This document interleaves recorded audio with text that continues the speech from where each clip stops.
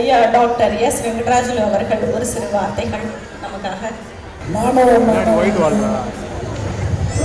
அனைவருக்கும் வணக்கத்தை தெரிவித்துக் கொள்கிறேன். நான் ஒரு தூர தேசத்தில் இருந்து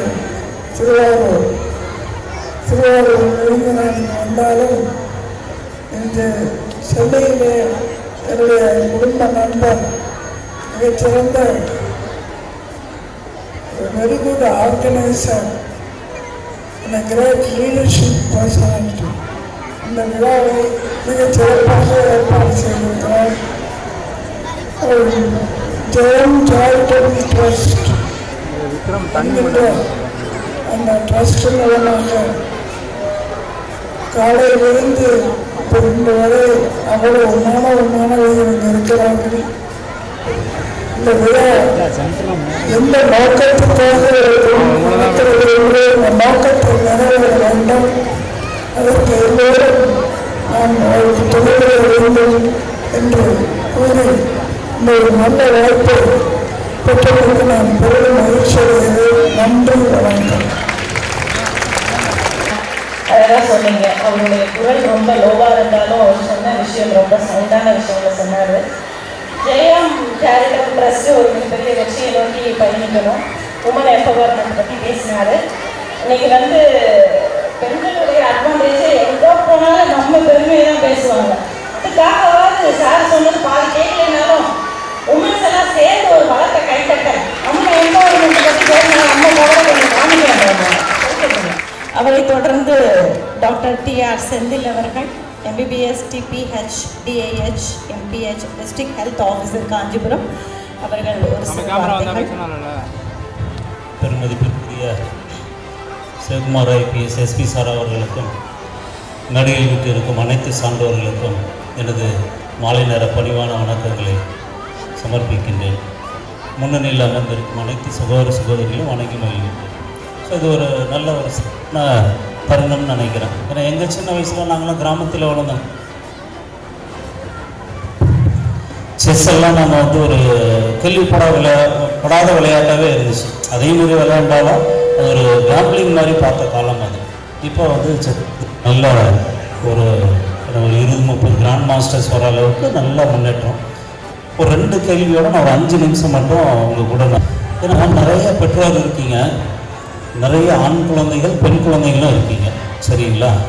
ஒரு சின்ன கேள்வி, அதாவது இப்போ எல்லா பெற்றோர்களையும் ஒரு சின்ன பயம் இருந்துகிட்டே இருக்குது. என்னென்னா இப்போ இருக்கிற பெண் குழந்தைங்க எல்லாமே 8 வயசு 9 வயசு 10 வயசுலேயே என்ன ஆயிடுறாங்க, ஏஜ் அட்டன் பண்ணுறாங்க, ப்ரிகாசியஸ் பியூபர்ட்டி, சரிங்களா? இது தடுக்கிறதுக்கு என்ன பெஸ்ட்டு டெக்னிக்காக நினைக்கிறீங்க? நான் கடைசியாக பதில் சொல்கிறேன், யோசிச்சு வைங்க. Avoiding junk food, broiler chicken, சொல்லுங்கள்.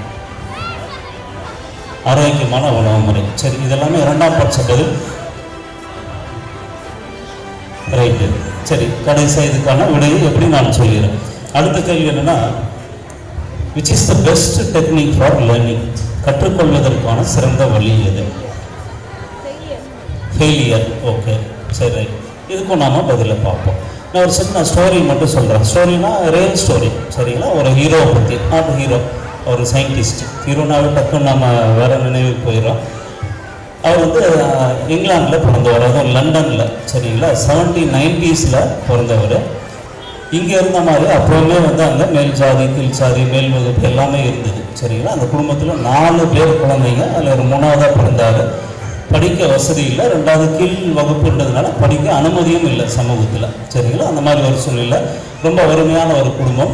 ஸோ அப்படியே வளர்றாரு. அவர் எப்படியோ கிறிஸ்டியன் ஃபேமிலின்றதுனால அங்கங்கே எப்படியோ எழுத படிக்க மட்டும் தெரிஞ்சுக்கிறார், சரிங்களா? ஒரு 13-14 வயசாகுது.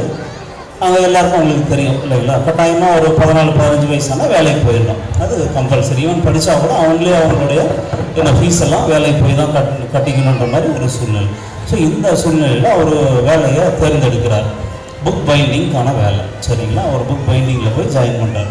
ஸோ அவருடைய வேலை என்னவாக இருந்ததுன்னா, எந்த புக்கு வந்தாலும் படிச்சுட்டு தான் பைண்டிங் பண்ணுவார். இப்படியே போயிட்டு இருந்தது. ஒரு நாள் ஒருத்தர் வராரு, ஒரு புக்கை கொடுக்குறாரு, கொடுத்துட்டு பைண்ட் பண்ணுங்க அப்படின்றாங்க.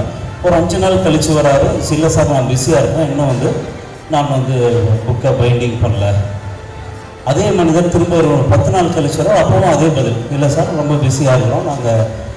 3வது டைமும் வராது, அதே பதில் இல்லைன்னா அவர் கண்டுபிடிச்சாரோ அந்த பையன் படிக்கிறான் அப்படின்னு கண்டுபிடிச்சி அவர் ப்ரோமோட் பண்ணுறாரு. அவர் வந்தவர் யாருன்னா ஹம்ப்ரி டேவின்னு ஒரு பெரிய சயின்டிஸ்ட், சரிங்களா. கிட்டத்தட்ட இன்றைக்கி சோடியம், பொட்டாசியம், கல்சியம்லாம் சொல்கிறீங்களா, அத்தனை கெமிக்கலையும் அவர் தான் கண்டுபிடிச்சார். ஹம்ப்ரி டேவி தான் வந்து அவர் புக்குக்கு வந்து பைண்டிங் கொடுக்க வந்தவர். ஸோ பைண்டிங் ஒரு வழியாக முடிஞ்சது போனது, இவங்க 2 பேரும் அறிமுகமாயிட்டாங்க. ஹம்ப்ரி டேவிக்கு என்ன பழக்கம்னா பொதுமக்களுக்கு லெக்சர்ஸ் எடுப்பார், சயின்ஸ் லெக்சர் தான் அவங்க வாரம் நடக்கும். அதில் வந்து இந்த மனிதருக்கும் நம்ம ஹீரோவுக்கும் ஒரு வாய்ப்பு கிடைக்குது லெக்சர் போய் அட்டன் பண்ணுறது. லெக்சர் அட்டன் பண்ணிகிட்டே இருக்கிறாங்க. ஒரு சில வருடங்கள் கழித்து என்ன பண்ணார், இவரோட மொத்த லெக்சரையும் இவர் வந்து புக்காக மாற்றி அந்த சயின்டிஸ்ட்டுக்கே ஒரு பரிசு கொடுக்குறாரு. அவர் வந்து அதிர்ந்து போயிடுறாரு. இவ்வளோ ஏன்னா அவங்களே எதிர்பார்க்கல ஹம்ப்ரி டேவி. ஸோ இந்த காலங்கள் ஓடும்போது ஹம்ப்ரி டேவிக்கு ஒரு சின்னதாக ஒரு ஆக்சிடெண்ட் லேபில் நடக்குது. ஃபைனலாக வந்து இந்த மனிதரை நம்ம ஹீரோவை வந்து கூப்பிட்டு வேலை கொடுத்துட்றாரு லேபில் வந்து அசிஸ்டண்ட்டாக. ஸோ இன்னும் ஒரு வசதியாக போச்சு சயின்ஸ் படிக்கிறதுக்கு.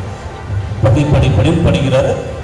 ஆனால் அங்கேயும் அவர் விதி விடலை. ஹம்ப்ரி டேவியோட ஒய்ஃப் வந்து இவரை வந்து இல்ட்ரீட் பண்ணுறாங்க, மேல் வகுப்பு கீழ் வகுப்பு, சரிங்களா. இல்ட்ரீட் பண்ண ஒரு வழி இல்லாமல் ஹம்ப்ரி டேவி இவரை கொண்டு போய் என்ன பண்ணுறாங்கன்னா ராயல் இன்ஸ்டிடியூஷன் ஆஃப் லண்டன் அதில் போய் வந்து கெமிஸ்ட்ரி லேபில் அசிஸ்டண்ட்டாக சேர்த்துடுறாரு. ஸோ அப்படியே ஓடுது. இவர் என்ன பண்ணுவாருன்னா வாரம் வந்து இந்த சண்டே ஆனால் ரெகுலராக இவரும் வந்து பப்ளிக்கு டீச் பண்ண ஆரம்பிப்பார். இதுன்னு இந்த இதெல்லாம் சயின்ஸு எல்லாமே டீச் பண்ணிகிட்டே இருப்பாங்க. ஸோ அப்படியே வளர்ந்து கடைசியாக அவர் வந்து கிட்டத்தட்ட 90 வருஷம் வரைக்கும் இருந்தார். கடைசியாக ராயல் அந்த இன்ஸ்டிடியூஷனில் கெமிஸ்ட்ரி ப்ரொஃபஸராக இருந்து ரிட்டையர் ஆனார். அவர் வந்து 100கணக்கான இதை வந்து கண்டுபிடிச்சிருக்கிறார். பென்சின் கெமிக்கல், நீங்கள் நம்ம வந்து டைனமோ யூஸ் பண்ணுறோம் இல்லைங்களா, அது ஜென்ரேட்டர், எலக்ட்ரிக் மோட்டார், இந்த மாதிரி வந்து அவரை வந்து ஃபாதர் ஆஃப் மேக்னெட்டிக் ஃபோர்ஸ் ஃபீல்டுன்னு கூட சொல்லுவாங்க. அந்த லெவலுக்கு நிறைய கண்டுபிடிச்சிருக்கிறார். அதாவது அவரோட ஓன் உழைப்பில் சொந்தமாக வளர்ந்து. ஸோ அவர் பேர் யாருக்கா தெரியுமா?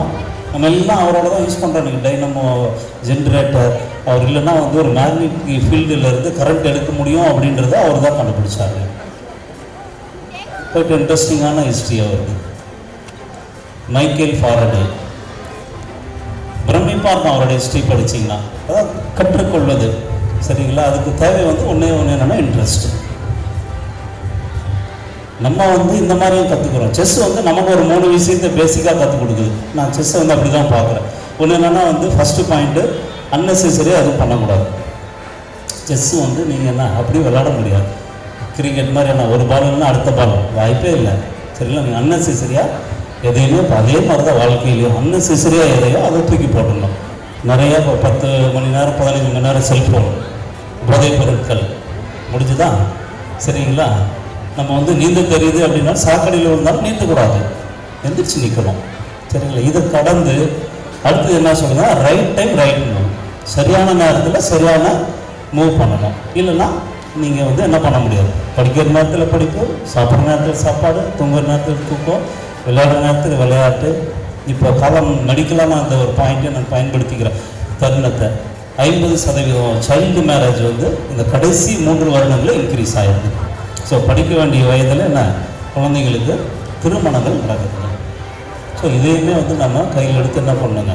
இங்கே நீர் மாதிரி வெறும் கல்யாணம் தானே அதோடு நிற்கிறது இல்லை. 13 வயசு 14 வயசு 15 வயசுலலாம் கூட மேரேஜ் பண்ணும்போது என்ன அவங்க கர்ப்பமாகும் போது என்னன்னா 10 மாதங்கள் வந்து அவங்க மருந்து மாத்திரை சாப்பிட்றதில்ல, ஊசி போடுறதில்ல. ஏன்னா வந்து ஆரோக்கியமாக இருக்கிற மாதிரி இருக்கும், இளமையாக இருப்பாங்க, சரிங்களா.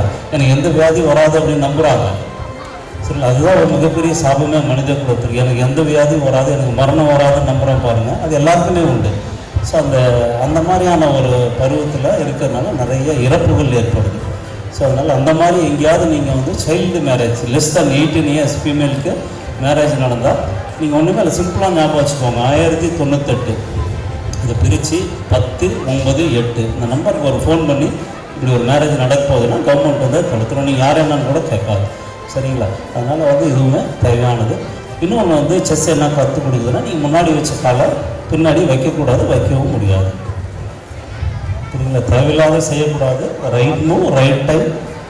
அதே மாதிரி வந்து என்ன நம்ம முன்னாடி போய்கிட்டே இருக்கணும். ஸோ இந்த மாதிரி ஓடிக்கிட்டே இருந்தோம்னா வாழ்க்கை. ஸோ அதனால் செஸ்ன்றது நல்லது. நான் ஏன் வந்து பியூபர்ட்டி ஏர்லி பியூபர்ட்டி ஆரம்பித்தேன்னா எந்த குழந்தையாவது ஒரு 9 வயசில் வந்து ஏஜ் அட்டன் பண்ணிச்சுன்னு வச்சுக்கோங்களேன், உடம்பு வந்து வளர்ச்சியில் இருக்கிறோம், உயரமாக மாட்டாங்க. growth ஹார்மோன் வந்து போதும், இந்த பொண்ணு வந்து அந்த ஏஜை அட்டன் பண்ணிடுச்சு, ஸ்டாப் ஆகிடும். அதனால தான் நிறைய பேர் குள்ளமாகறாங்க. ஸோ இப்போ என்ன அவசியம்னா உடற்பயிற்சி ரொம்ப ரொம்ப அவசியம். சரிங்களா? உடல் பயிற்சி வந்து ஹார்மோன்ஸ் வந்து சார் சொன்னார் இல்லைங்களா, 2வது பாயிண்ட், அதுதான் முதல் பாயிண்ட்.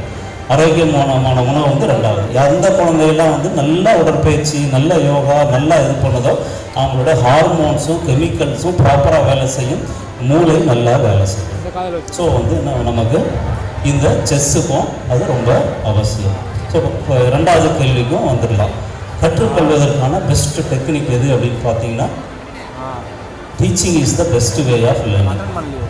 எந்த குழந்தை வந்து மற்றவங்களுக்குலாம் சொல்லித்தர ஆரம்பிக்குதோ அந்த குழந்தை வந்து என்ன ஆயிரும், மாஸ்டர் ஆகிடுது.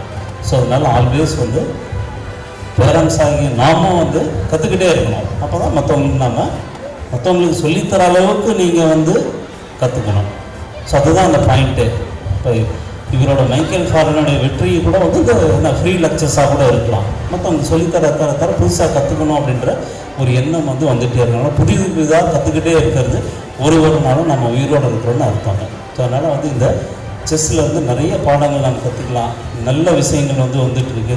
ஸோ இந்த சிறப்பான ஒரு நிகழ்வை ஏற்படுத்தி கொடுத்த ஜெயம் ட்ரஸ்ட் மற்றும் ராடிக்கல் அகாடமியும் எல்லாருக்குமே எங்களோட பொது சுகாதாரத்துறையின் சார்பாக மனம் நிறைந்த பாராட்டுகள் நாங்கள் திரும்ப தெரிவிச்சுக்கிறோம்.